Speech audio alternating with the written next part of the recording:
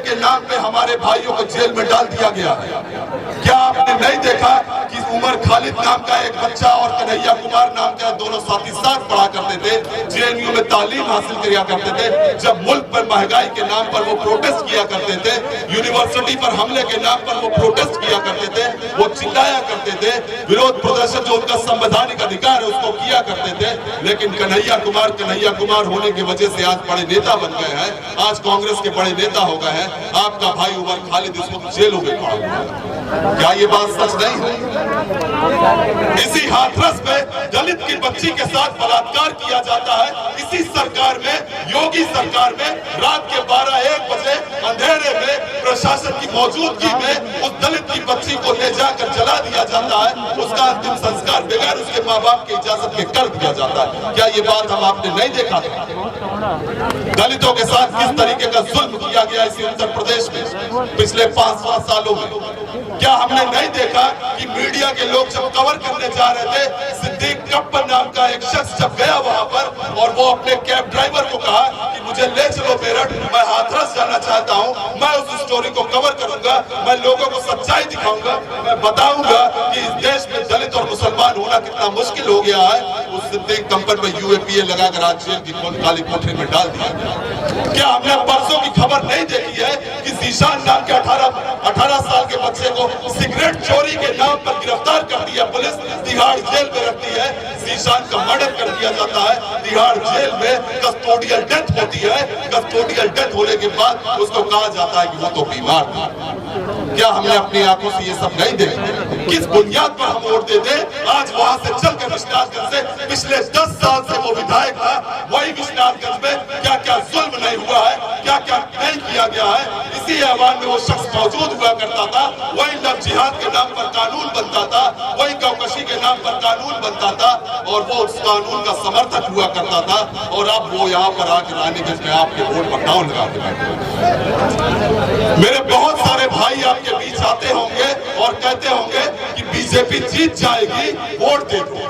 यही कहते हैं कि बीजेपी को अगर हराना है तो समाजवादी को वोट दे दो।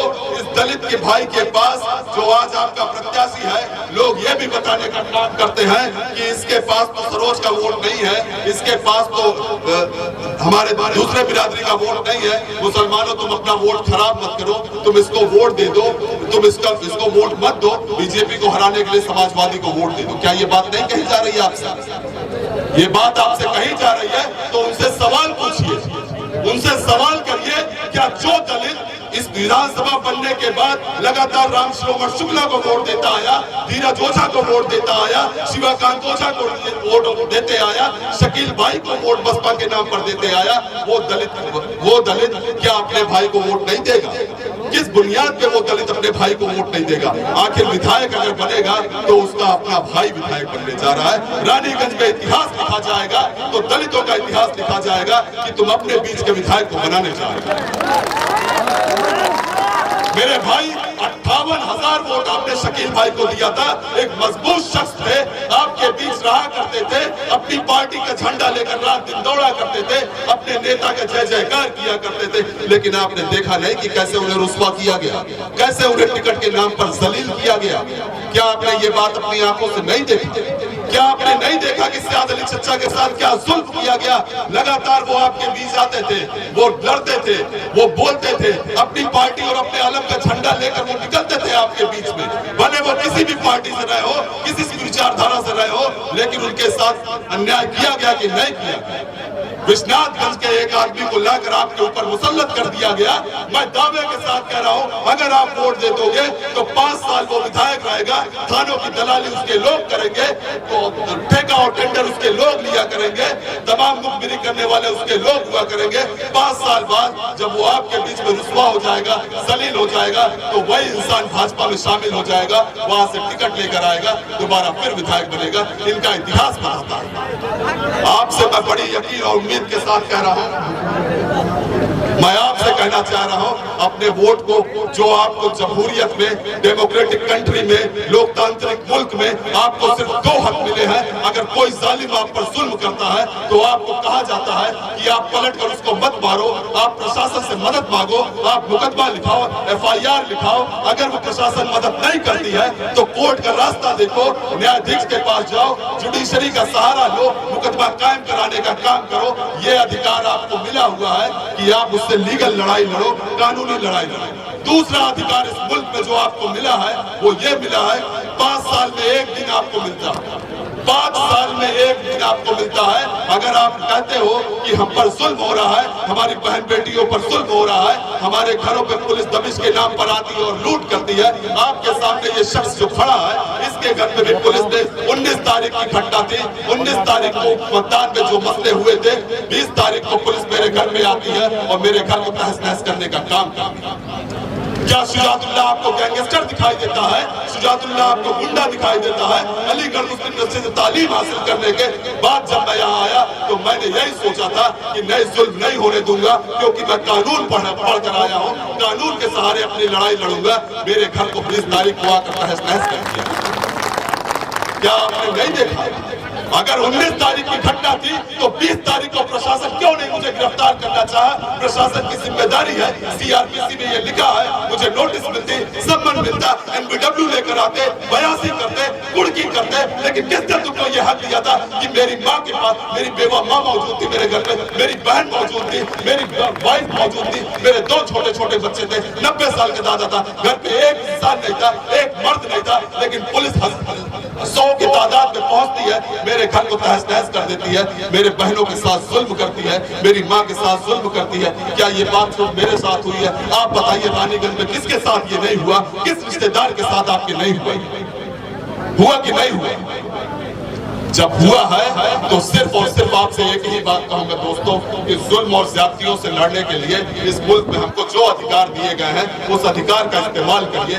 उस अधिकार में अपना एक कायद है, अपना एक बैरिस्टर है जो लिंकन इन से तालीम हासिल किया, जहाँ से अल्लामा इकबाल ने पढ़ाई करी थी, जहाँ से डॉक्टर भीमराव अम्बेडकर ने तालीम हासिल करी, जहाँ से इस देश के पहले प्रधानमंत्री पंडित जवाहरलाल नेहरू ने तालीम हासिल करी, जहाँ से बाबा साहब भीमराव अम्बेडकर ने तालीम हासिल करी, जहाँ से महात्मा गांधी ने तालीम हासिल करी। मुझे फख्र है कि मेरा कायद उस यूनिवर्सिटी का पढ़ा है, वहां से बैरिस्टर की डिग्री उसके पास है, वहां से उसने दुनियावी तालीम हासिल की। क्या आपको इस बात का फख्र नहीं है? अगर फख्र है तो हाथ उठाकर कहो कि मैं वैसी हूँ, कहो मैं वैसी हूँ, कहो सब वैसी हूँ। आप सब वैसी हैं, कोई आपको नहीं रोक सकता, कोई आपको नहीं दबा सकता। बहुत दिन तुमने जुल्म कर दिया, 75 साल बाद ही सही, लेकिन अब हमें होश आ गया है। इंशाअल्लाह हम अपने एक एक अपमान का बदला जमहूरी तरीके से इस मुल्क में लेने का काम करेंगे। और 27 तारीख को जब आप अपने घरों से निकलोगे तो आपके सामने कोई नहीं होना चाहिए, आप किसी को नहीं देखोगे। आपको अगर अनिल सरोज से कोई दिक्कत है तो भूल जाइए अनिल सरोज को, शुजातुल्लाह से कोई दिक्कत है तो भूल जाइए शुजातुल्लाह को, सलीम अंसारी से कोई दिक्कत है भूल जाइए सलीम अंसारी को, शौकत साहब से कोई दिक्कत है मैं कहता हूं उन्हें भी भूल जाओ। लेकिन याद रखो, मुल्क में 100 साल बाद अगर कोई नेता आपको मिला है, कोई रहबर मिला है, तो उसका नाम बैरिस्टर असदुद्दीन ओवैसी है, उसका नाम बैरिस्टर असदुद्दीन ओवैसी। मेरे भाइयों, एक इल्तिजा आपसे कर रहा हूं कि आप 27 तारीख को वोट देने जाओ। 27 तारीख को बहुत अहम दिन मानकर जाना। कोई आपके मोहल्ले में, कोई आपके गांव में आकर ये बता रहा है कि धीरज ओझा चुनाव जीत जाएगा। मैं बड़ी जिम्मेदारी के साथ कह रहा हूं कि धीरज ओझा को हराने के चक्कर में आप मत पड़ना। आप विधायक बना चुके हो, लोगों के चूल्हे हिल चुके हैं, आपका विधायक बन चुका है। 27 तारीख सिर्फ एक फॉर्मेलिटी होने जा रही है। 10 तारीख को आपने अपने वोटों से, अपनी तादाद से इस बात को साबित किया था कि 58,000 वोट शकील भाई पाए थे। अगर उसमें से 30,000 वोट भी मैं मुसलमानों का मानता हूं तो 38,000 वोट शिवाकांत ओझा पाए थे। शिवाकांत ओझा साहब जो वोट पाए थे उसमें भी 10,000, 20,000 वोट, 15,000 आपके थे। आपकी तादाद 50,000 वोट यहाँ पड़ने जा रहा है। अगर बंबई, सऊदी और पूना और गुजरात में रहने के बाद भी आप वोट करोगे तो आपका वोट 50,000 की तादाद है। 20,000 से 25,000 दलित भाई अगर इनका साथ देंगे तो ये 75,000 से 80,000 वोट पाकर विधायक बनने जा रहे हैं। रानीगंज का समीकरण बदल चुका है, याद रखो, रानीगंज का समीकरण बदल चुका है। हमने सबको देख लिया, आपके पास मौका है, दोबारा ये मौका नहीं आएगा। अपने मौके को समझो, मौके की गनीमत को समझो और 27 तारीख को अपने घरों से निकलो। सुबह उठो, उठने के बाद तहज्जुद की नमाज पढ़ो, दुआ करो, अल्लाह से कहो, है अल्लाह तूने जिस जमहूरी निजाम में हमें पैदा किया है, इस कानून को मानना तूने हम पर फर्ज किया है। ऐ अल्लाह, हमने तेरे कानून को मानते हुए, इस मुल्क के कानून को मानते हुए हम पर जो जुल्म हुआ, जो ज्यादती हुई, उस ज्यादती का हमारे पास कोई रास्ता नहीं है। हमको इस मुल्क का कानून कहता है कि अपने वोट से बदला लो, हम अपने वोट से बदला लेने जा रहे हैं। लेकिन अल्लाह, मेरी कोई ताकत नहीं है, ताकत तो सिर्फ तेरी है, ताकत तो सिर्फ अल्लाह तू दे सकता है। अल्लाह, तेरे सिवा हमारा कोई नहीं है। ऐ अल्लाह, अगर तू चाहेगा तो गैब से मदद करेगा, गैब से मदद करेगा। और जब 10 तारीख को काउंटिंग होगी तो आपको यकीन नहीं होगा कि इतने वोट पड़े हैं, इतने वोट पड़े हैं। अपने घर की बहनों को, अपनी माओ को, अपनी बीवियों को, अपनी बेटियों को कहिए कि वोट देने 7 बजे निकलकर पहली लाइन लगाएं, अपने घर पर चूल्हा ना जलाएं, बच्चों का नाश्ता ना कराएं, रोजे की हालत में निकलो, अल्लाह से दुआ करके निकलो और जाकर वोट देने का काम करो। जब आप वोट देकर लौटोगे तब अपने घर का चूल्हा जलाएं, तब अपने घर का चूल्हा जला लेना। अपना वोट देने का काम करो, वरना 12 बजे और 1 बजे का इंतजार करोगे, लौट कर वापस आओगे, पता लगेगा कि तुम्हारा वोट तो पड़ चुका है। जमहूरियत में अपने एक एक वोट पर अपना दावा रखो, ये मेरा वोट है। मैं आज आप सबके माध्यम से, इस आवाम के माध्यम से ये कहना चाह रहा हूँ कि जो भी हमारे भाई अपनी रोजी रोटी की तलाश में बाहर है, बाहर मतलब कि हिंदुस्तान के किसी कोने में है, अगर सऊदी में है तो उनको छोड़ दीजिए, लेकिन अगर वो बंबई में है, गुजरात में है, पूना में है, दिल्ली में है, तो उनको फोन लगाइए, उनको कहिए, अरे मेरे भाई ट्रेन जा रही है भैया, हाँ ट्रेन जा रही है, हेलीकॉप्टर भी आ रही है, हेलीकॉप्टर आ रही है आपके बीच, आपका मकबूल लीडर भी आ रहा है आपका लीडर। इंशाअल्लाह इंकलाब यहीं से उठेगा, इसी गाजी के बाग से उठेगा। 4 दिन हमारे पास प्रचार का और समय है, एक एक भाई वैसे बनकर निकल जाओ प्रचार में, प्रचार करो और अपने लीडर को जिताकर भेजो, अपने घरों की बहनों को वोट देने का काम दिलवाइए। बहुत बहुत शुक्रिया आप सब। प्लीज आप लोग अपने जिला सदर को सुनते जाइए, क्योंकि प्रशासन का काम है वहां पर वो लैंडिंग कराना। आप लोग प्लीज इधर आ जाइए। आज हम सबके हर दिल अजीज नेता, आज जब ये जरूरत पड़ी कि आज जिला सदर बनाया जाए और ऐसे वक्त में जब ये बागडोर संभालने के लिए कोई तैयार नहीं था, एक मर्द मुजाहिद जो प्रतापगढ़ का मुल्लापुर से आया और वो शख्स कई मरतबा अपने गांव की प्रधानी भी लड़ा और उसके बाद उस अवाम ने उनको भारी से भारी मतों में जिताने का काम किया। आज आप लोगों से गुजारिश है, प्लीज वहां पर आप डिस्टर्ब मत करिए, आप इधर आइए। और मैं अपने जिला